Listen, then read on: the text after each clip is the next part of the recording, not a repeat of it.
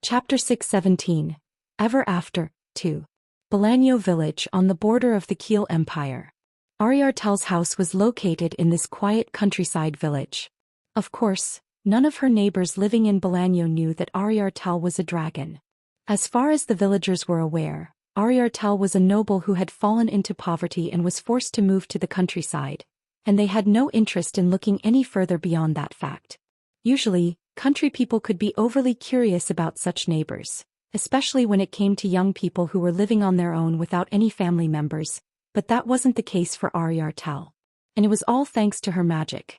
Ariartel naturally had no interest in socializing with her human neighbors, so she had long ago placed a perception-obstructing spell on herself and her mansion, and thanks to that her mansion was usually a very quiet and peaceful place.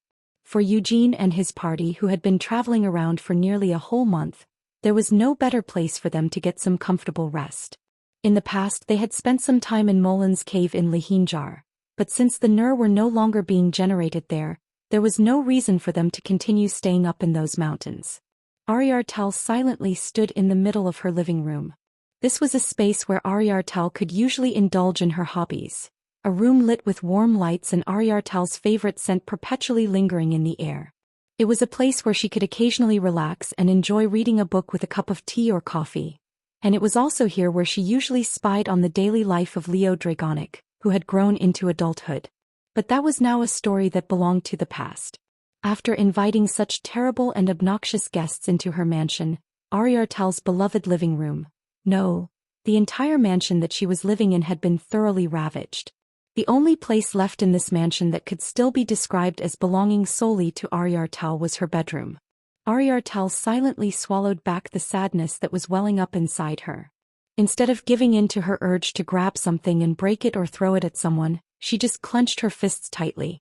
If she allowed herself to cry tears of sadness, it would be unbecoming of her identity as a dragon, and she didn't have the confidence that she would be able to handle the consequences of suddenly grabbing something and smashing it or throwing it onto the floor. Because of that, the wise dragon just let out a long sigh and shook her head. The living room was a right mess. A blonde woman with disheveled hair was sprawled over Ariartel's favorite sofa. A muscular giant with a bushy beard was snoring away on top of her favorite rug. A wizard was sound asleep, a bottle of wine cradled in her lap, in the armchair where Ariartel usually relaxed with a cup of coffee and a good book. Squeezed between the sofa and the armchair was the man who could be called the root of all this evil. Just when had things started to go so wrong? While using her magic to clean up the empty bottles of alcohol and leftover snacks that littered the living room, Ariartel was overcome with feelings of regret. A month ago, the war against the Demon King of Incarceration and the Demon King of Destruction had ended. Ariartel hadn't personally participated in that war. Since the battle was for the sake of the world, she had truly wanted to devote herself to the cause, but she couldn't afford to do so. A dragon could never break their sworn oaths, and Ariartel had made a promise to guard the cradle. After all, what if the worst were to happen? What if the Demon Kings had won? In that case, Ariartel's duty would be to prevent the legacy of the dragons she was charged with protecting from falling into the hands of the Demon Kings. Though such a promise had only been made because the dragons had been ignorant of the true goals of the Demon King of Incarceration and the Demon King of Destruction. If the dragons had known that the two Demon Kings' goal was not to reign over the world but to destroy it completely, they would have never placed Ariartel under such an oath. Ariartel would also have been able to throw herself onto the battlefield and fight for the grand cause of protecting the world. In other words, this meant that Ariartel hadn't just been hiding away because she was afraid of taking part in the war. However, this monster of a home invader who was curled up on the floor in such a wretched position had shown no consideration for Ariartel's circumstances. Fiabnovel.com. No matter what, you still weren't there to help. Ariartel was the one who had gone looking for them in the first place. She had heard that the Demon Kings had been defeated. Now there were no longer any Demon Kings left to threaten their world. There were still countless demon folk remaining in Helmuth, but their race's innate ferocity was being restrained by the chain held by the hero. It was a complete victory, an achievement worthy of celebration. As the representative of the dragons, Ariartel had gone looking for Eugene and his comrades. The hero's party had disappeared following the end of the war and had been wandering across the continent, but it wasn't that hard for Ariartel to find them. All she needed to do was to find her fellow dragon, who happened to be accompanying them. But once she had found them, Ariartiel was subjected to all sorts of jibes regarding her absence from the war and was forced to open up her home to them. I really shouldn't have gone looking for them, Ariartel sighed deeply as she continued cleaning up the room. The rows of empty bottles she had lined up on one side of the room were already numbering in dozens. All those bottles had once been a part of Ariartel's cherished wine collection, but they had all been emptied in a single night. But now that things had come to this point, what was the use of regret? Just as she finished cleaning and was about to throw blankets over the bodies of the 4 wastrels who had fallen asleep without even a coat to cover themselves. Ahem. Ariartel heard a cough coming from behind her. Startled, her back snapped up straight. A quickly cast spell covered Ariartel's face with a thin layer of makeup. With a moment to prepare herself, none of the despair shadowing her face until just now could be seen on Ariartel's face. Have you woken up? Ariartel said with a smile as she gracefully turned around. A cleanly dressed vermouth was standing at the entrance to the living room. Unlike the 4 wastrels sprawling around this room, Vermouth had gone to bed in his room. This was thanks to the fact that he had managed to escape from the drinking contest that had been held in this living room last night, a true ordeal that had managed to knock out everyone other than himself. My apologies, Vermouth said, bowing his head.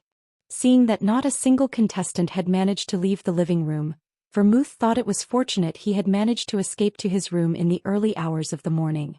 Not at all, oh great Vermouth.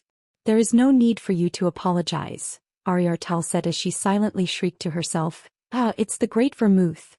Ariartel's eyes were filled with a sweet look of adoration. Ever since she was a hatchling, she had repeatedly read the fairy tales about the hero, and like most people she had been fascinated by the figure of the great Vermouth.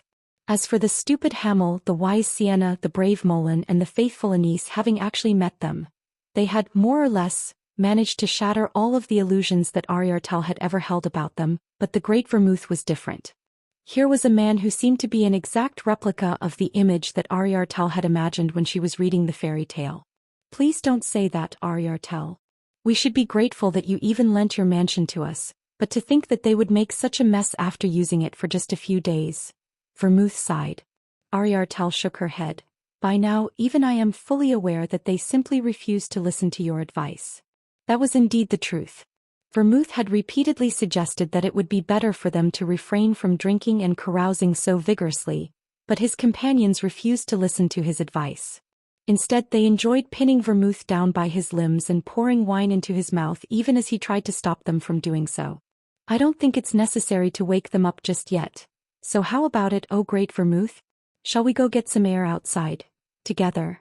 Ariartel mustered up her courage to whisper. If Ariartel could have her heart's desire, she would like to listen to Vermouth talk about all of the legends that he had left behind while drinking some fragrant black tea in front of the flower bed out in the gardens. But these devils might wake up at any moment and stagger out into the garden while scratching their stomach. If she didn't want her private time with Vermouth interrupted like that, it would be better for Ariartel to just leave the mansion with him altogether. Vermouth smiled awkwardly. I appreciate the offer, but I'm afraid we need to make some preparations today. Ariartel was very clearly exuding an air of admiration for Vermouth. Although he was grateful for her attention, Vermouth also felt the situation extremely burdensome. The reason for his awkwardness was that Ariartel was a dragon who had lost her parents to the Demon King of Destruction at that. Preparations? Ariartel repeated. What kind of preparations do you mean? If there is anything that you might require, I'm sure that I should have already provided them to you. I'm afraid that we've already been enjoying your hospitality for a week now, Vermouth replied with a wry smile. If we dawdle here any longer, I believe that we'll only end up completely draining your cherished liquor collection. As such, we intend to depart from your mansion today. Upon receiving this response, Ariartel's expression was filled with various emotions. At least she would finally be able to see the backs of these devils. With that, Ariartel would be able to return to her beloved daily life. The departure of these devils was highly anticipated and welcomed, but she felt regret that this would mean the great Vermouth was leaving as well. So that's the case, oh great Vermouth. Will you be returning to the Lion Hearts? Ariartel asked. Yes, Vermouth nodded. How disappointing. There are so many things that I still wanted to talk to you about. If only these noisy troublemakers could have kept their voices down for just a bit, I could have spoken to you for that much longer, Ariartel complained. Vermouth comforted her. It's not like this is our eternal farewell. Whenever you wish, I can come over to serve as your conversational partner. As he said these words to her with a gentle smile, Ariartel suddenly felt a stabbing sensation in her chest. What on earth was this feeling? Ariartel had some difficulty defining exactly what she was feeling at this very moment, but there was one thing she knew that she desperately desired the moment that she heard those words. Ariartel stammered, "Did you promise?" "A promise?" Vermouth repeated with a frown. I am a dragon," Ariartel stated the obvious. "As you should already be aware, O great Vermouth, we dragons place great importance on promises." "Ah, yes, I was aware of that," Vermouth said with a nod. Vermouth felt uncomfortable around words like promise or oath. If possible, he never wanted to make another promise for the rest of his life.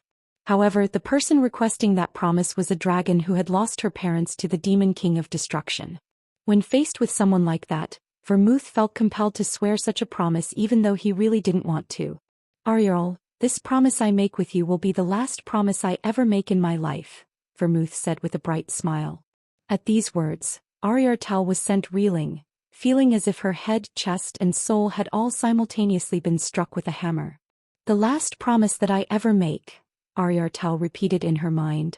Contrary to what Vermouth had actually intended when he said these words, the implications shook both Ariartel's mind and body. His last ever promise. Could those words mean? Ariartel was gasping for breath. Before she could say anything, Eugene came to his senses with a groan. "Ooh, my head." Straightening up from his awkward position between the sofa and the armchair, Eugene twisted his stiff neck and waist from side to side as he stretched. With bleary eyes, Eugene turned towards Ariartel and Vermouth before questioning them with a frown. What are you two doing?" Why did Ariartel look like she was about to collapse? Vermouth was also curious about the answer to that question. However, seeing how Eugene still seemed to be half drunk and was clutching at his forehead, Vermouth couldn't afford to pay any more attention to Ariartel. "We're already running late," Vermouth reminded Eugene. "We decided that we'd be leaving for home today. Did you actually forget?" "No," Eugene said with another groan. "I didn't forget." After shaking his throbbing head a few times, Eugene's empty and rumbling stomach settled down, his headache disappeared and his head cleared up. While chewing at his bottom lip, Eugene muttered, "I didn't forget, but now that it's really time to head back home, I'm having second thoughts." "Your father is also waiting for us at the Lionheart estate," Vermouth reminded him. "That might be the case, but my father knows all too well just what kind of person I am. I don't think he'd be too upset even if I took another year before heading back," Eugene muttered. Eugene believed without a doubt that he was truly a filial son. So what if he spent more time wandering outside than he did at home? That was something that couldn't be helped as he was working towards the great cause of saving the world. Since he, as a son, was doing something so important, how could his only true blood relative, his father, not understand the need for that? So what if he hadn't properly kept Gerhard informed of his whereabouts, let alone kept in contact while he was wandering around outside? That was also something that couldn't be helped. He was sure that his father probably wasn't too worried by such behavior either. Ever since he was a snot-nosed brat living in a small country village, Eugene had enthusiastically proven to his father that he wasn't the type of person to get beaten up the moment he went out by himself. "However, father-in-law does always cry a lot whenever you return," Sienna said, sabotaging Eugene's arguments as she shot him a glance. She had also woken up and was fixing her messy hair using magic. "Father-in-law," Eugene thought as he gulped involuntarily.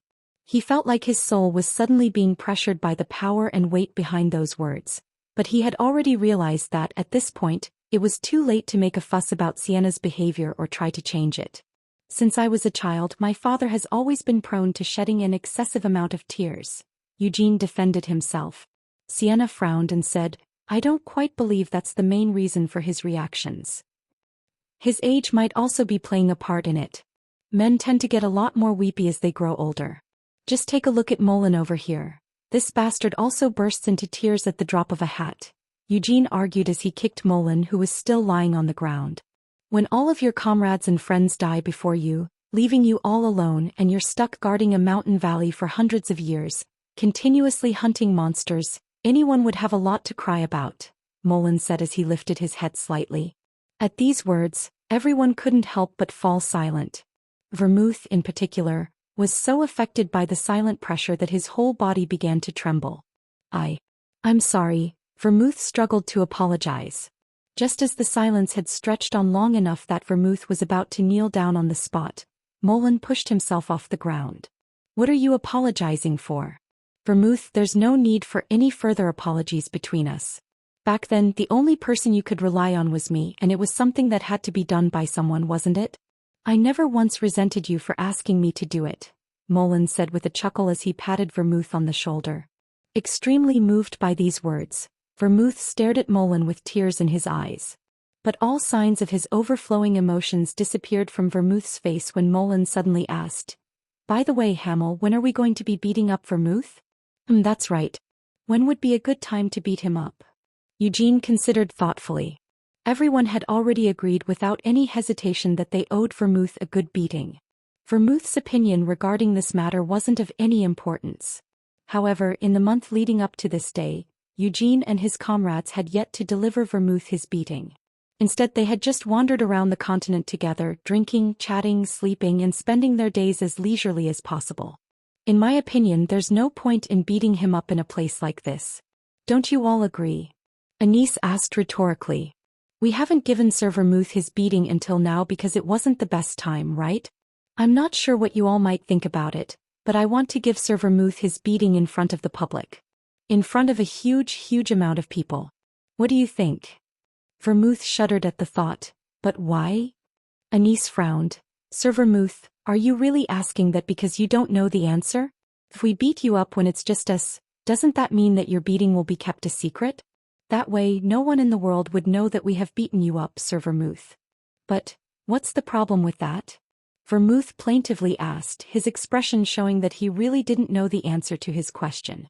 Anise pounded her chest in frustration before saying, Sir Vermouth, if we beat you up in front of a lot of people, all of those people would become witnesses to that historic moment. That way, they would all know of the guilt of the great Vermouth and how much of a huge mistake he had made in the past. They would know just how much trouble we've gone through because of you. Eugene shook his head. No way, Vermouth. Did you really think that we would allow history to merely record you as a hero who returned from the dead, a legend returned to life, of how you made such a noble sacrifice? That is all we would want them to know. There's no way we can allow that, Sienna said with a snort. But of course we won't tell them about the specific wrong you did. We'll just beat you up in front of them, and those who witness it will have to come up with a lot of their own guesses as to why you were beaten up. We'll be perfectly satisfied with that. Anise, Eugene, and Sienna boxed Vermouth into a corner with their perfect teamwork. Vermouth couldn't even say anything in protest to this. He also couldn't ask Molan for help.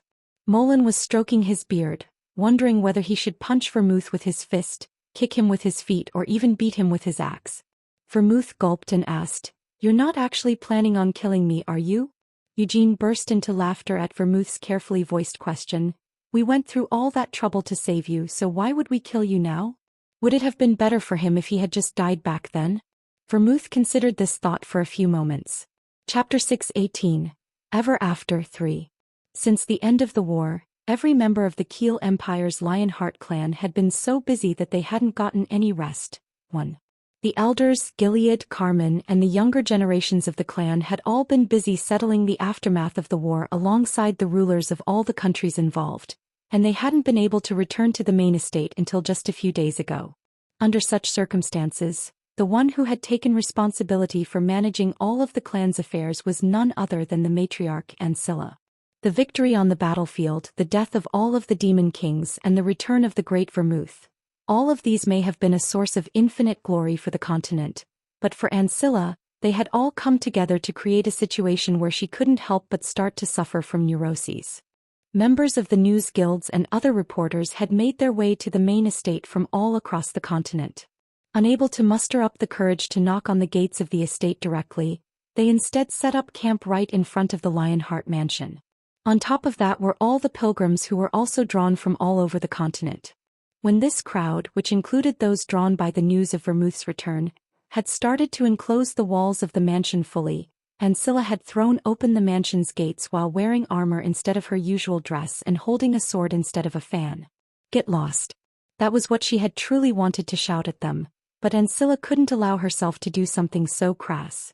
What Ancilla needed to display to all those present was the nobility of the Lionheart clan's matriarch, who could calmly accept the endless glory that had been bestowed upon her clan while also presenting the image of a gracious noblewoman who was carefully managing all the affairs of her clan inside and out. As such, Ancilla kept her sword sheathed at her side, and accompanied by her knights, she gave a quiet speech. To summarize the contents of her speech, she informed her audience that this was the Lionheart clan's private property, so they should stop hanging around while being such an annoying and noisy disturbance and just get lost already. By now, the Lionheart clan held a greater social status than even the Keel Emperor. No, all of the leaders of the continent combined. And Ancilla was the matriarch of this amazing clan and the mother of its next patriarch.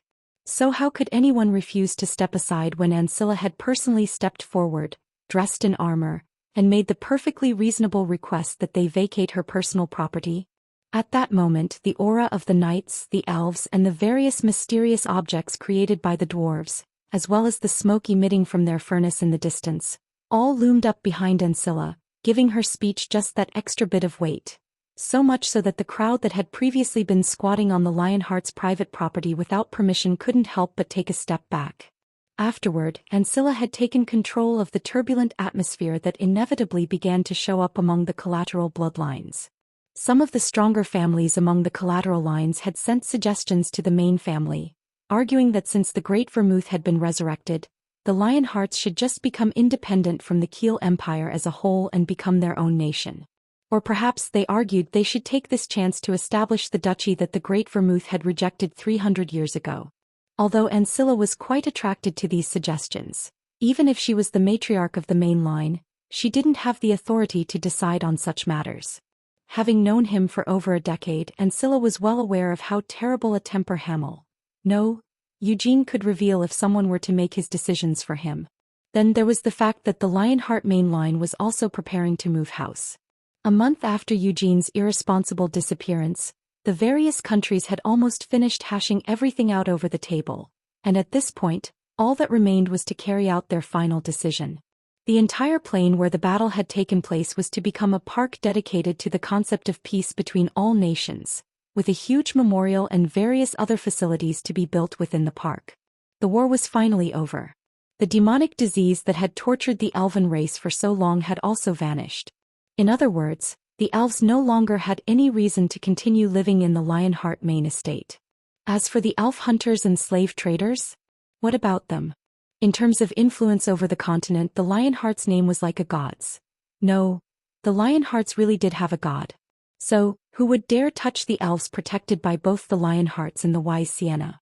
There was also no reason why the elves could not return to the Samar rainforest, the homeland of the elven race.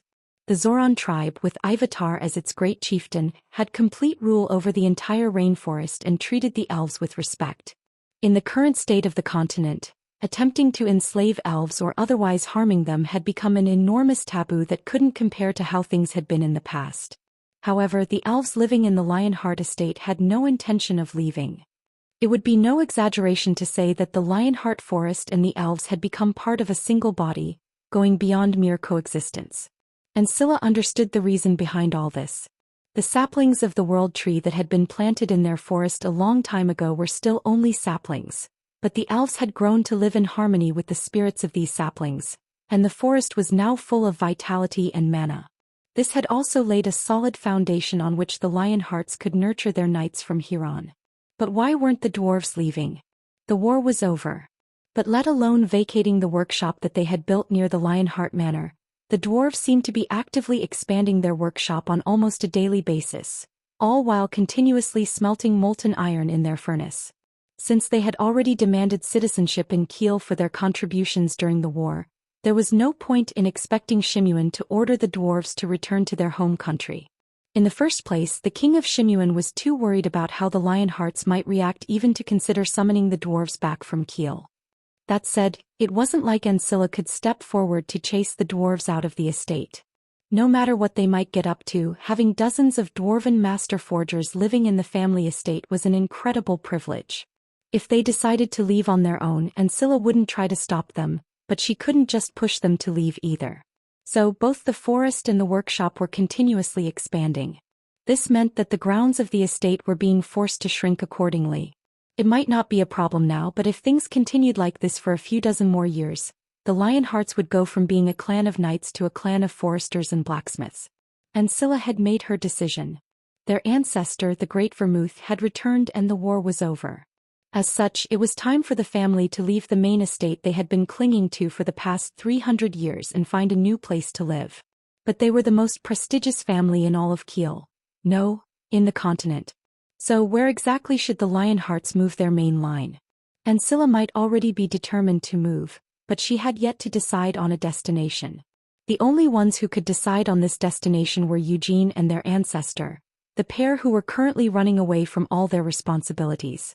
It has been reported that the wise Sienna has returned to Aroth, a voice said.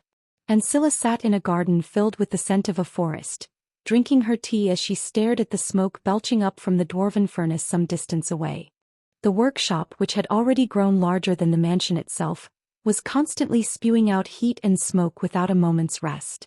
Fortunately, the smoke was actually being purified in the air thanks to the purification magic that the wizards had installed in the workshop, but smoke could still be clearly seen rising from the workshop. This was because the dwarves had stubbornly insisted that it wouldn't feel right unless the workshop was giving off smoke. Standing next to Ancilla's table and accompanying her was the head butler in charge of managing the family's inner chambers. After returning to Aroth, Lady Sienna met with King Daendolf Abram and the Archwizards and is now preparing to give a speech in the square in front of the Green Tower of Magic, the butler reported. Has she said anything about what her future plans might be? Ancilla asked.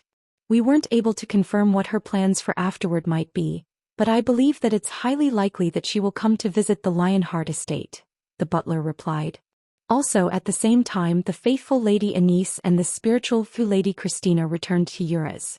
Those two ladies, after confronting the Pope and his cardinals in the Vatican, are now preparing to give a speech in the White Square.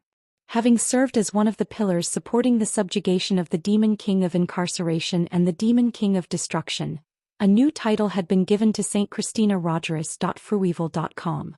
He was now known as the Spiritual Christina.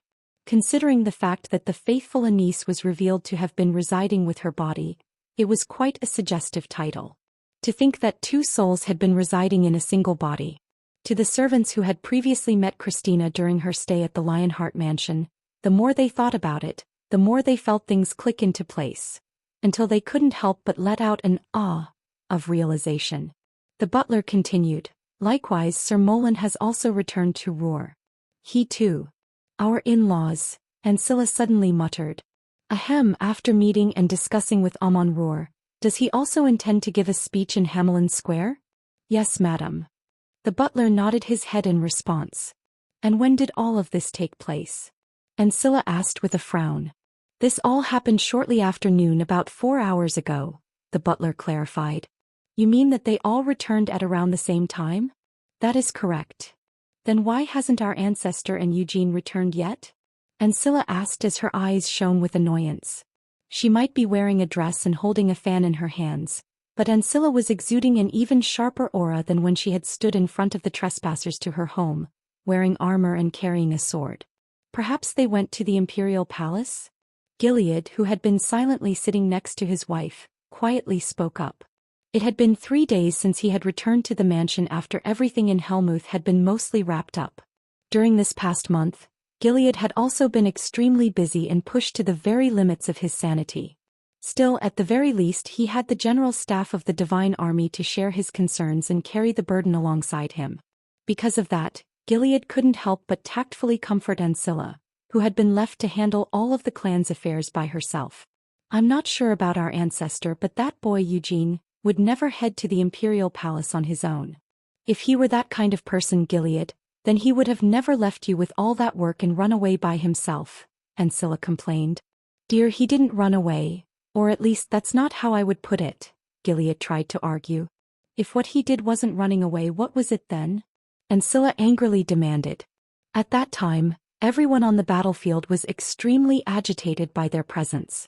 So they had no choice but to leave the way they did lest things go out of control, Gilead said, shaking his head.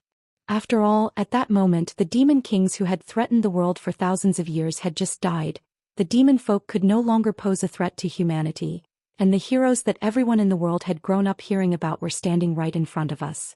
Although a whole month had passed since that day, Gilead could still vividly recall the emotions he had been charged with at that moment. He clenched his trembling hands and continued speaking.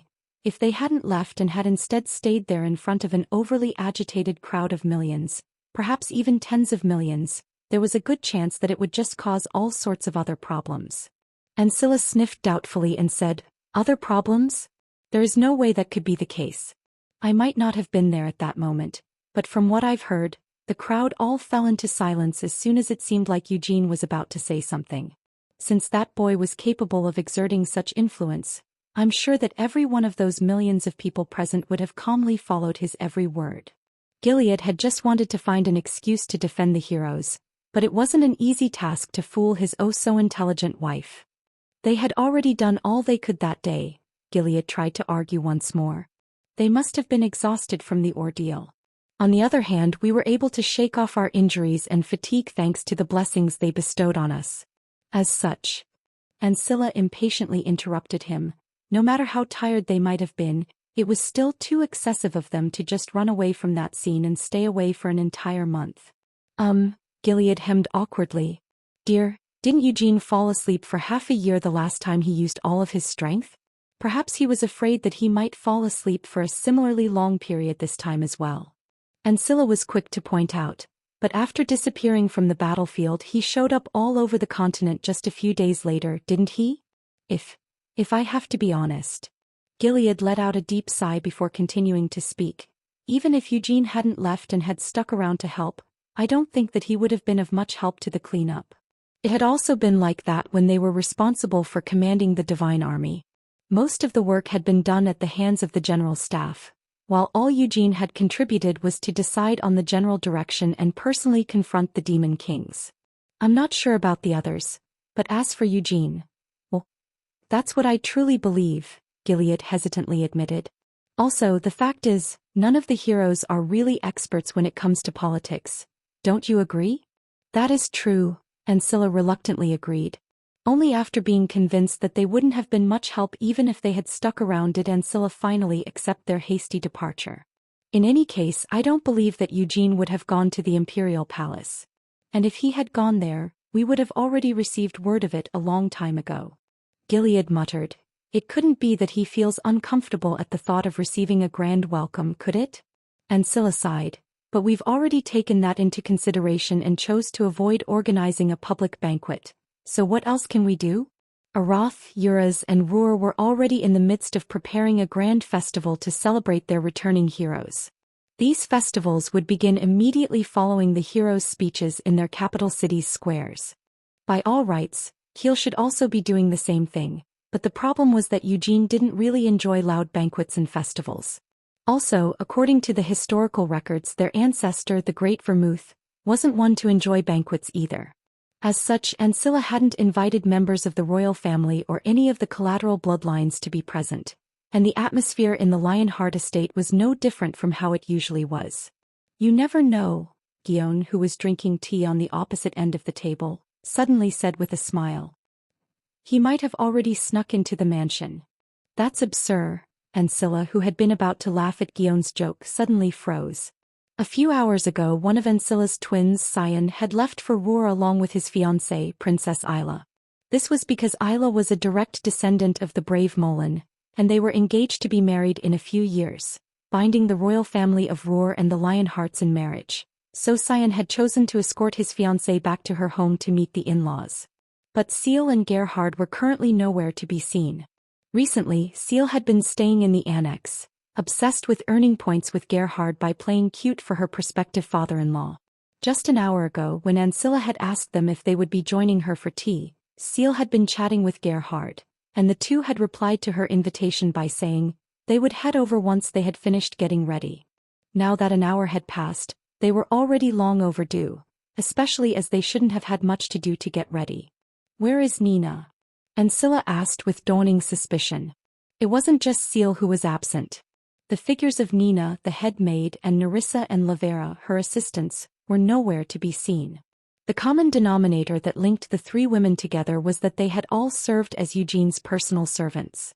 Nina was currently the head maid in charge of all the servants in the mansion, but whenever Eugene chose to stay in the mansion, she would return to her duty of serving Eugene as his personal maid rather than continuing to serve as the head maid. No way, Guillaume, who had just said it as a joke, shot out of his seat with a gasp. Their suspicions were soon proven correct. In the annex next to the main house, Eugene was kneeling in front of Gerhard, who was sobbing heavily. Nerissa and Lavera stood next to Gerhard, continuously passing handkerchiefs to the older man. Meanwhile, Nina was pouring tea for Vermouth, who was sitting in a chair, with Seal seated in the chair across from him, not knowing what to do or say in front of her prestigious ancestor. Just what is this? Ancilla muttered. Even though they were looking directly at it, it was still hard for them to understand what was going on in this situation. For now, the three members of the main family who had just arrived at the annex approached Vermouth while keeping a low profile. Great ancestor, what are you doing here? Gilead asked nervously. That's... Vermouth hesitated for a moment, unable to answer immediately as he glanced over to Eugene. The facts of the matter went like this. Neither of them had been ready to receive an over-the-top welcome. It had been easy for the duo to slip past the eyes of the guards. However, Vermouth didn't quite understand why he had to climb over the walls like a thief to enter the Lionheart mansion, but in any case, the two of them had secretly climbed over the wall and entered the Lionheart estate. Before heading over to the main house to look for Gilead and Ancilla, Eugene had decided to stop by the annex first because Gerhard's face kept popping up inside his head. Just then Gerhard and Seal had been about to leave the annex and head over to the garden. But Gerhard had burst into streams of tears the moment he saw Eugene. And since his father had just started bawling while right in front of him, Eugene had felt like he had no choice but to get on his knees. It's not like your son is returning after doing something bad and having been sent to prison. He's returning after slaying the demon kings and saving the world, so why are you crying as soon as you see his face? Ancilla complained. I'm crying because I just feel so moved and proud of him, Gerhard replied, rubbing his swollen eyes. I also feel sorry for not being able to go to the battlefield personally. To think such a wonderful son would be born from someone like me. Well, it's not like he could choose who he was born to, but in any case I felt so proud that I couldn't help but burst into tears. Also, Gerhard's gaze carefully slid over towards Vermouth. Vermouth was maintaining a calm expression, not showing any trace of awkwardness or discomfort, as his distantly descended family members along the main line all gathered to stand around him. Also, the ancestor of our family was here. So how could I not shed tears after seeing the great Sir Vermouth with my own eyes? Gerhard admitted as tears began welling up in his eyes once more. Their ancestor, huh? Eugene felt a little uncomfortable with the reverent attitude that his family members were displaying towards Vermouth. According to their shared genealogy, Eugene was also a distant descendant of Vermouth. However, even if that was the case, there was no way that Eugene could just treat Vermouth as his ancestor now, could he? From Eugene's perspective, for his one and only father to start crying while respectfully calling Vermouth his ancestor felt no different from his family bursting into tears and worshipping a friend that he had brought home with him. This bastard isn't really all that great, Eugene muttered. How dare you say something so rude about our ancestor? Gerhard scolded him. Eugene argued back. If you really break things down and look at it, I, as your son, am fundamentally a lot more impressive than that bastard. Gerhard frowned. No matter who you may have been in your past life, right now, you are my son. Who said anything otherwise? Eugene muttered, turning his head away with an awkward cough while getting to his feet. Well, in any case, I'm back. We can all see that, Seal snarked. Eugene yawned and said, I'm feeling tired from the long trip, so for now I think I'll get some rest in my room. There is no way, Ancilla said, firmly stopping Eugene as he tried to sneak away to his room. Her hand was clenched in a tight grip around her fan as she forced herself to smile and say, A lot has happened since we last saw each other, hasn't it?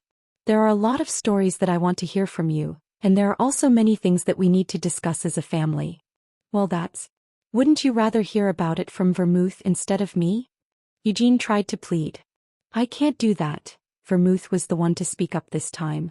If Eugene felt awkward and uncomfortable with how their friendship was getting tangled up with their genealogy, Vermouth was feeling even more awkward and nervous about reuniting with his descendants, with whom he had never imagined ever getting a second chance to meet. So what would happen if he allowed Eugene to run away on his own? Vermouth would have to spend an incredibly awkward amount of time surrounded by all his descendants. So Eugene had to stay here to divert some of the attention. "Huh, really?" Eugene said with a deep sigh as he shook his head. "In that case, let's get something to eat first. But with just us family members present." "What about Lady Carmen?" Seal asked. Eugene tilted his head in confusion. "Isn't she here now?" Seal shrugged and answered, "She actually had to head back to the Black Lion Castle today of all days." "Then she's probably already had something to eat when she arrived there," Eugene muttered to himself. If Carmen were to come over for dinner, Eugene had a feeling that things would be exhausting in many ways. So wouldn't it be better to just not invite her? Eugene considered this for a moment before he realized that there was a different opportunity he could argue. That said, it would be impolite not to invite her, so for now we should at least send a message. Eugene swiftly changed his tune to propose. Although he had framed it as just sending a message, there was no way that Carmen would refuse the invitation. She would be sure to accept the offer no matter what and would be heading over through the warp gate from the Black Lion Castle right away. Then once she had arrived, she would definitely cling to Vermouth, introducing herself to him in an unforgettable manner and make him realize just what kind of madman the blood of the Lionhearts had created. 1. The original Korean idiom used here translates literally as so busy that they didn't have time to blink or breathe. 2. This word also has divine connotations, but spiritual was the most appropriate translation to convey the original intention. Chapter 619 Ever After 4. Bonus images. The main house's long dining table was filled with various dishes. There were specialties from all over the continent, delicacies that represented each of the various regions, different types of desserts, and even local dishes with hundreds of years of tradition behind them. It was all organized as a buffet where one could choose whatever one liked to eat without having to worry about the meal's flow. Before she had married into the Lionheart family, Ancilla Keynes had already been part of a prestigious noble family in Kiel. This might be stating the obvious, but Ancilla, who had received a very proper education from a young age, didn't exactly enjoy this type of meal setting because it lacked dignity. No, it wasn't just on the level of not enjoying it, she truly hated it. However, Eugene liked this sort of meal style. He hated the style of plating where a few pieces of food would be placed on a large plate with only smears of sauce sprinkled around them, and all of the courses were bite-sized dishes that were served one after another without any seasoning. As such, when Eugene was first adopted into the main house as a foster child, after eating a meal at the main house he would always have to eat another meal upon returning to the annex. But that was a story from long ago. As he grew older and gained enough influence to have a say in the matter, Eugene managed to persuade Ancilla to accept alterations in the main house's dining style. He argued that it wasn't like they got the chance to eat together every day in any case, and since everyone mostly ate outside with only a few chances to return home and have a home-cooked meal, wouldn't a simpler style of meal be better for everyone? If Ancilla had retained her past personality that would see her refusing to back down no matter what, there was no way that Ancilla would have readily accepted such an argument. But, "Try this dish as well," Ancilla urged softly. The current Ancilla wasn't as uptight or as venomous as she used to be. After becoming the matriarch of the main house, a position where she couldn't be looked down upon by anyone, she had become much more relaxed. Her children had all grown up, and Sion had been confirmed as the next patriarch, and he had even become engaged to the Golden Child, one of the Ruhr Kingdom. Although she still had Seal to worry about, was there any wall in this world that couldn't ultimately be climbed over, too? Ancilla believed in her daughter's potential. And if Seal still couldn't climb over the said wall, Ancilla believed that her daughter would eventually be able to knock that wall down, even if she had to crash into it dozens or even hundreds of times over. It was due to all of these factors that Ancilla's personality had grown softer. She was particularly affectionate at moments like this one when she was taking care of Mare and Rhaenyra. The dozens of desserts that took up a whole side of this huge dining table had been specially prepared by Ancilla to feed Mare and Rhaenyra. "Really now you've smeared it all over your lips," Ancilla chided. Even now, Ancilla was standing beside them, fully absorbed in caring for the two little ones. As she wiped away the cream smeared over the corner of Rhaimyra's mouth with her handkerchief, Ancilla had a soft smile on her face. Eugene awkwardly cleared his throat. Everyone gathered here was aware of the truth. The fact that those two young girls that Ancilla was caring for so fondly, as if they were her daughters or perhaps granddaughters, were actually several times older than Ancilla, by about 200 years at the very least. However, none of the gathered people were willing to point out this inconvenient fact or even think about it for too long. The gathered people. That's right, there were dozens of people attending this dinner. The only ones actually sitting down at the table might have been Vermouth and the rest of the family members of the main line, but there were dozens of other individuals also present in this room. Not only were there servants carrying trays of food and utensils and supplying drinks, but also the captains of the Knights of the White Lion and the Knights of the Black Lion, who were stationed away from the table with their backs to the walls. Moreover, there were even a few retired elders of the council, though they had also politely refused a seat at the table and were also standing guard with their backs to the walls. The reason for everyone's attendance was clear. They were all here to see the founding ancestor of the Lionheart clan, a legend who had returned back to life after 300 years. Everyone here had wanted to see the great Vermouth with their own eyes.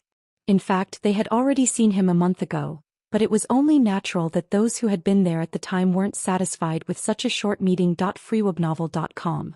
So why were only the captains present?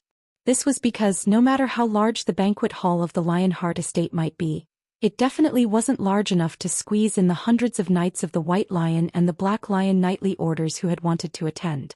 So among the many applicants who had desired to meet the great Vermouth, those highest in rank were selected for the privilege.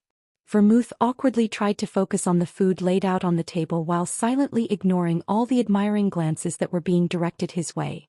Strangely enough, the table in front of Vermouth was filled with traditional dishes that had been passed down over the centuries, particularly those belonging to the local cuisine of Northern Kiel and the Kingdom of Roer, and it was also piled high with all sorts of nutritious food.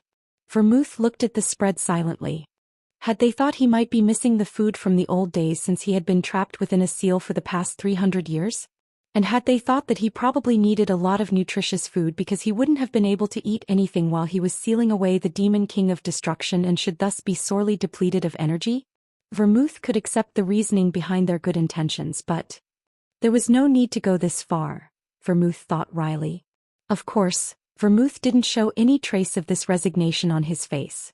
While Vermouth was forcing himself to keep eating with a calm expression, Eugene finally faced the question that he had been preparing himself for all night. "So why did you all come out looking like that?" Seal asked ever so innocently. "What do you mean?" Eugene awkwardly feigned ignorance. He thought that he had prepared himself thoroughly for this question, but when he heard it being voiced, Eugene's breath caught in his throat and his mind went blank. As Eugene stubbornly kept his head down, glaring at the food on his plate instead of looking up at his interrogator, Seal, who was sitting across from him, reached her hand into a pocket with a mischievous smile. "I'm talking about this," Seal said as she took out a neatly folded newspaper. As he caught sight of that object with a furtive glance, Eugene's face crumpled as if he had bitten into a mouthful of shit. Eugene naturally knew the contents of Seal's newspaper.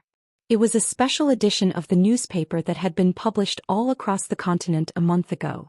"Don't," Eugene said threateningly. "What exactly do you think that I'm going to do?" Seal asked mischievously. "You're about to show everyone that picture," Eugene growled. "Of course I am," Seal admitted with a cheeky grin as she unfolded the newspaper. A single photo completely covered the front page of the newspaper. It was the photo of the year, one that everyone across the continent would instantly recognize upon seeing. This photo would even serve as a record and representation of this era for the next tens, no hundreds of years. "The heroes who saved the continent," Seal read out the newspaper headline. The photo recorded the 6 heroes who had emerged after defeating the Demon King of Destruction. In the photo, the 6 people were all standing there with their arms thrown across each other's shoulders, and no matter how often you looked at it, they still looked like a group of the most awkward people in the world. Each of them was just standing there stiffly with their arms around each other's shoulders, and while they might have what could be called bright smiles on their faces, it somehow all felt artificial. "I didn't do that because I wanted to," Eugene defended himself. "Then who exactly came up with the idea to do this?" Seal demanded.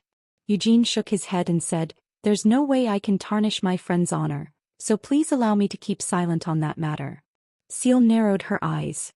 You're the one who came up with the idea, aren't you? I already said that I wasn't. Vermouth was the one who suggested the idea. Eugene quickly sold out Vermouth, who was sitting right next to him. Because if it was Vermouth of all people who had suggested the idea, then at the very least, no one in the Lionheart family would be willing to say anything about it. I never said anything like that, Vermouth immediately denied. Eugene cursed. You son of a bitch, after all that I've done for you and how much I've suffered because of you, can't you just back me up a little? No matter your relationship with him, don't you think it's a bit much to curse at our ancestor right in front of us? Seal scolded him.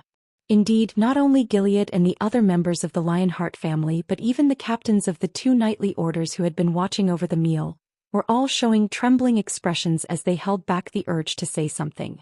I do owe you a lot, Hamel. But while that might be the case, I won't admit to doing something I haven't done, Vermouth muttered. Crunch. The knife in Eugene's hand crumpled like a piece of paper. Fine, I am the one who came up with the idea, Eugene admitted before continuing to shift the blame. But even so, while I might have suggested coming together as a group, I'm not the one who decided to adopt that particular group huddle. It was Christina. This wasn't actually a lie. Eugene had been the one to suggest that they should all group up together so that it would be easier to take a picture of all of them, but it was Christina who had pushed them to put their arms around each other's shoulders. But you must have also felt it was a good idea, Seal accused. And how would you know whether or not I thought it was a good idea? Eugene argued back. How else would I know? It's because of the way that you're smiling in the photo. Doesn't that mean you were enjoying it? Seal teased. Eugene just sniffed and said, sometimes a smile isn't really a smile. Seal changed the subject. Did you know? Our patriarch intends to print an enlarged version of this photo and is going to hang it in the living room. What?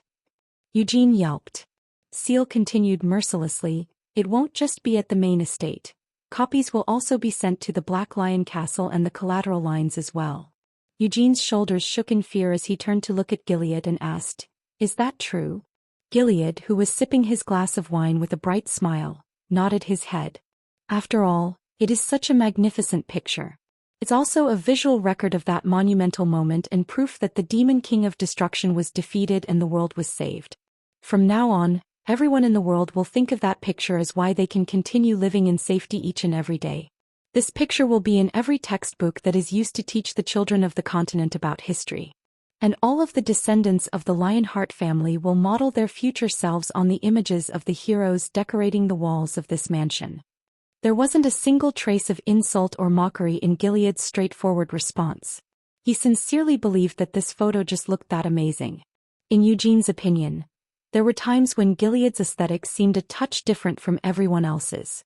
However, Eugene couldn't bring himself to actually voice this observation. This was because Eugene still remembered how, more than a dozen years ago, Gilead had told Eugene that he thought that Hamel was the coolest hero. Eugene tried a different tack. If you really want a photo to decorate the walls, why don't you let us take another photo for you? Gilead shook his head and said, why would I ever need you to do that? This picture is a striking record of that great moment. It seemed that persuasion was impossible. Eugene closed his eyes as he swallowed a sigh. There was nothing he could do. Unless he could return to the past or destroy the world and recreate it, Eugene wouldn't be able to stop that photo from continuing to exist far into the future. If I had known this would happen, I would have at least kept my lips shut instead of smiling like an idiot, Eugene thought reluctantly. But it was too late for regrets. At the moment when Eugene finally decided to submit to the greater will of the world, Carmen was silently staring at Vermouth. As the representative of both the Council of Elders and the Knights of the Black Lion, she was sitting across from Vermouth. In fact, apart from Carmen, who else was qualified to sit across from Vermouth? During the battle a month ago, she had hammered away at the cloud of destruction until her fists had broken. In Carmen's opinion, she believed that she was the one who had poured out the most attacks against destruction among those standing outside of the barrier. If the sound of their blows truly had reached the inside of destruction, the loudest sound should have come from the crack of her fists breaking on that wall. "O honored ancestor of our family, the great Sir Vermouth," Carmen eventually spoke up. Composing himself, Vermouth raised his gaze to meet with hers. While wandering across the continent for the past month, Vermouth had heard all sorts of stories from his comrades. Among the stories he had been told during this time, the name Carmen Lionheart had been featured multiple times, but he had never been properly introduced to just what kind of person she was. This was because Eugene had intentionally hidden the truth of Carmen's personality, but Vermouth wasn't aware of this fact just yet. Aside from things like her personality, all that Vermouth knew about Carmen was that, excluding Eugene, she was the strongest member of the Lionheart clan. She had also seen through the limitations that Vermouth had intentionally left behind in the White Flame formula, and she had freely spread her realizations to the rest of the Lionhearts. Also, though it was hard to even imagine this based on her appearance, she was the aunt of the current patriarch, Gilead, and was still single despite being the eldest member of the Lionheart clan. "Yes, feel free to ask me anything," Vermouth politely responded. Carmen blushed as she said, "No, please, there's no need to be so polite." Vermouth shook his head. "No, there's no way that I could do that. I know that you are all my descendants, but what qualifications do I have to reappear before you now, 300 years after faking my death, and insist on being treated as your ancestor? I'm afraid that it's difficult for us to understand what you mean by that. Your qualifications? If it wasn't for you, oh ancestor, we Lionhearts wouldn't even exist," Carmen argued. "Lady Carmen, I'm not sure if the records of the kind of person I was have remained intact into the present day, but I definitely wasn't a caring husband or even a great father," Vermouth said, shaking his head with a bitter smile. "At that time I founded the clan solely out of necessity. I was also the one who built an impenetrable wall between the main line and the collateral lines. Then I deceived everyone by faking my death." Carmen tried to argue, but Vermouth spoke over her.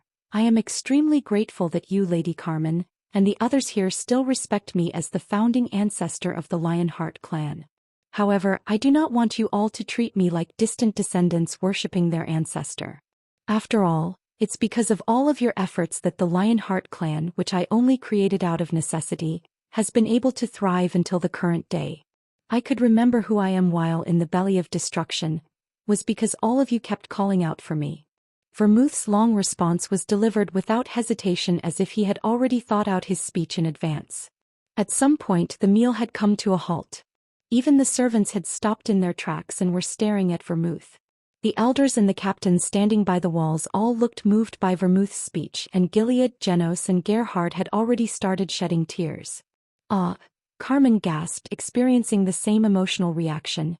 She bowed towards Vermouth, placing both hands on her knees, not wiping away the tears now flowing down her cheeks as she said, "So you really were able to hear our voices, O ancestor?" Vermouth nodded and said, "That's right. Even in that thick pitch-black darkness of destruction's stomach, I managed to find myself thanks to your voices calling out my name. It was also thanks to those resounding reverberations that shook destruction." "Reverberations," Carmen repeated before Vermouth had even finished speaking. Her eyes shone brightly as she shuffled her chair forward and asked, "Just what kind of reverberations are you talking about?" Vermouth blinked before answering her question. "The ones from the attacks that were striking the Demon King of Destruction's outer form." "Those attacks?" Carmen excitedly interrupted once more. "Did they really manage to reverberate all the way into the interior of the Demon King of Destruction?" "Yes, that's right," Vermouth said, nodding once more. "Oh, ancestor," Carmen said with a proud smile as she lifted her hands off her knees and placed them on the dining table. Carmen's hands had already received healing, leaving them pale and unmarred. Still, as she clenched her hands into fists without caring about how badly they had recently been hurt, Carmen revealed, "I shattered my fists during those attacks." Vermouth searched through his memories. He thought back to 1 month ago after that photo had been taken. As the descendants of the Lionheart clan had all gathered around to see him, the one standing at the front of the crowd had been Carmen. Vermouth certainly did recall that her fists had indeed appeared to be broken and were covered in blood at that time. "I knew that I wouldn't be able to directly bring down the Demon King of Destruction with my punches, but I never stopped swinging my fists," Carmen proudly recalled. "Even after my dragon claw was broken, Heaven Genocide had shattered, and my bones had cracked apart, I never stopped punching." What exactly were the Dragon Claw and Heaven Genocide? This question arose in Vermouth's mind, but he couldn't bring himself to ask her about those terms right now. This was because Carmen's expression seemed far too serious for him to interrupt her for that. Carmen declared. I wanted to lend my fists to the mission of defeating the Demon King of Destruction, saving the world and opening up a new path for the future. That was the sole purpose that kept driving me as I swung my fists. Among the reverberations you heard, O ancestor. The reverberation created as I broke my fists upon the Demon King definitely had to have been included in them. Lady Carmen Lionheart, Vermouth said as he stood up from his seat. Carmen tried to follow him in getting up but Vermouth shook his head. He then started heading over to Carmen by himself. Among the reverberations that I heard, the sound of Lady Carmen's fists definitely must have been a large part of it, Vermouth said as he walked around the table towards Carmen. I can now return to the Lionheart family and can talk and share a meal together with you all like this. It's all because Lady Carmen and everyone else here shed their blood for my sake. Honored ancestor, Carmen called out in a tearful voice, causing Vermouth to smile gently. Now standing next to Carmen, Vermouth placed his hand on her fist. It is true that I am the ancestor of the Lionheart clan, but I don't want any of you to call me ancestor. I want you all to call me by my name Vermouth Lionheart. As a fellow member of the Lionheart clan and as a member of our family. Aya. Carmen gasped, her body trembling as if she had been struck by lightning when Vermouth's hand was placed on her fist.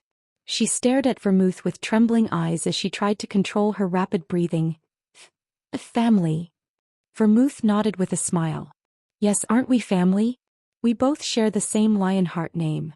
Father, Carmen suddenly stammered out, causing Vermouth's eyes to widen in surprise. Carmen continued, would it be all right for me to call you father? Huh. Vermouth gaped in confusion. After all, didn't you say we are family? Oh ancestor, no Sir Vermouth, you are my father's father's father's father's father. In other words, you could be called my father many times removed, Carmen insisted. It wasn't exactly all that false a claim. Vermouth hesitated, but being called father by you Lady Carmen isn't that.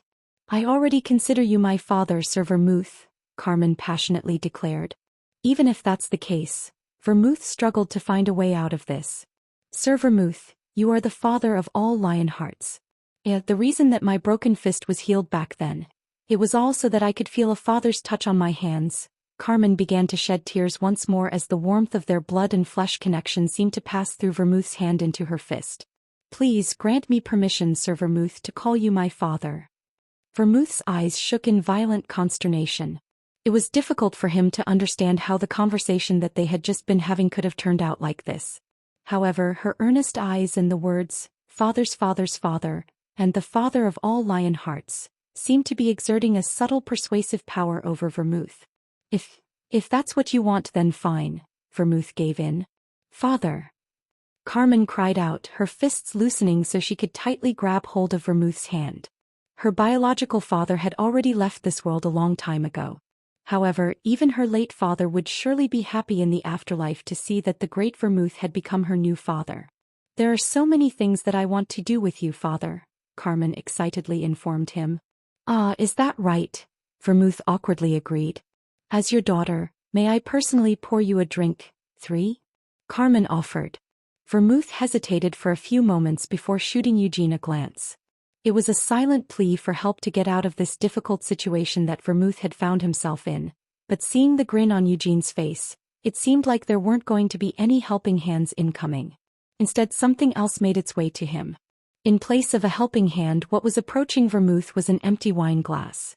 Vermouth glared at Eugene as he caught the glass that the latter had slid across the table. Congratulations on your new daughter, Eugene said, clapping his hands as he watched Vermouth accept a drink from Carmen with a complex expression on his face. 1. The original text literally translates to jade leaves on a golden branch and is an archaic way of describing the descendants or family of royalty. In modern usage, the phrase is used to describe a favored child of a family. 2. The original text uses the idiom, any tree in this world that can't be climbed in the same context. 3. In Korean culture, younger relatives pouring drinks for older relatives is an important display of filial piety. Open Bookworm and Danthman's thoughts. OBW. How long before Eugene starts seeing that photo on t-shirts?